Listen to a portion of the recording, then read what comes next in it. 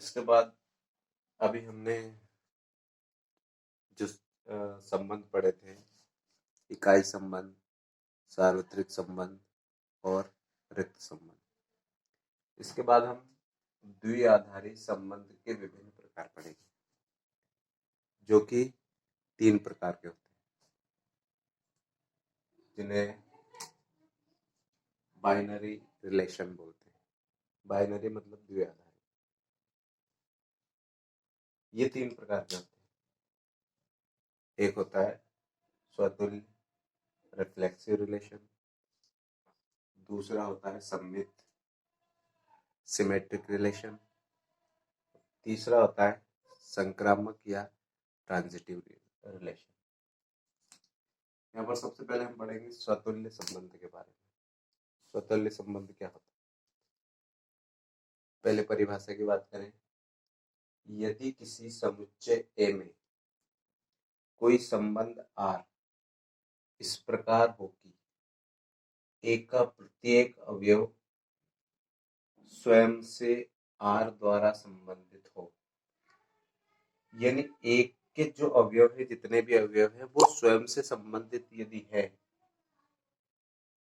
प्रत्येक अवयव, तो इस तरह का जो संबंध होगा उसको स्वतुल्य कहेंगे। स्वतुल्य का स्व यानी स्वयं, खुद से, तुल्य यानी तुलना करना, यानी वो जो अंक है या वो जो भी है स्वयं के बराबर है, तो वो जो उनके बीच में जो संबंध होगा उसको हम स्वतुल्य संबंध कहेंगे।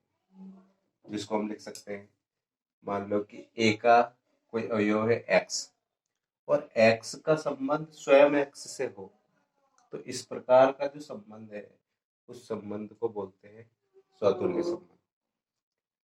For all X belongs to A, यानी X जो है वो A का एक अवयव होगा और उस X का स्वयं के साथ वही संबंध होगा।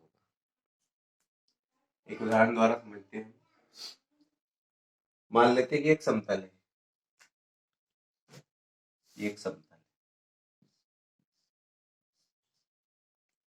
समतल में स्थित सरल रेखाओं के समुच्चय, इसमें बहुत सारी सरल रेखाएं, सरल रेखाओं के समुच्चय में संबंध समांतर स्वतुल्य।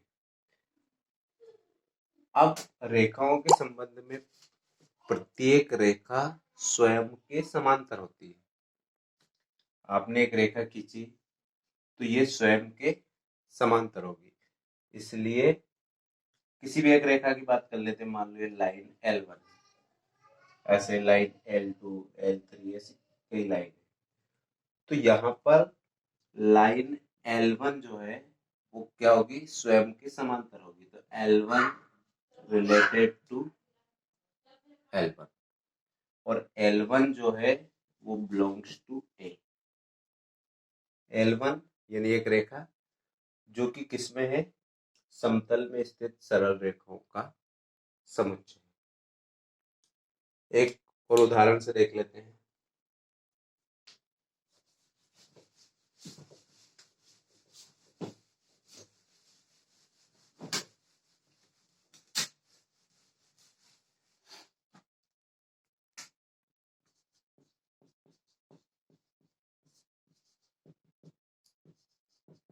मान लेते हैं A बराबर 1 2 3, B बराबर,